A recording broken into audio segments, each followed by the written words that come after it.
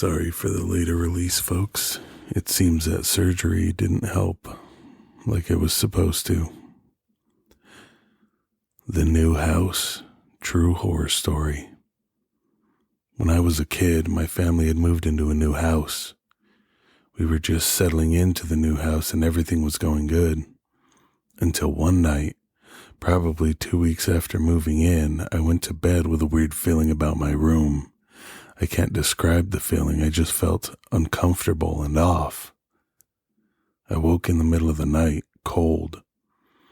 I opened my eyes and was hoping to get out of bed to grab another blanket. I stopped before I could even move an inch. An old, lean, pale man was staring at me from the corner of my room, not moving. His wide, bloodshot red eyes were the first thing I saw. I was shocked. Adrenaline went through my body. I tried to say something, ask who he was, maybe, but nothing came out. I reckon I fainted from fear and stress, because the next thing I knew it was morning. I didn't want to say anything to my parents, in fear of seeming crazy. Stupid, I know. The landlord came over that evening and talked about the house and how it was going.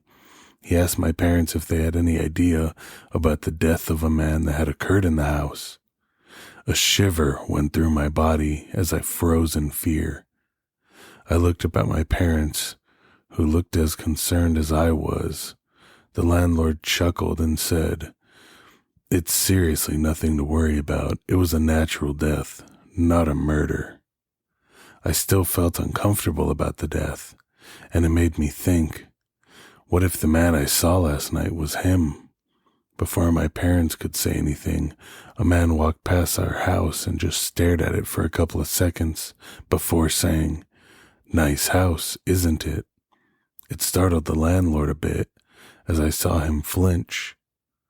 I could hear my parents talking to the man, but I didn't know what they were saying. I was more focused on where I'd seen this man before than it hit me.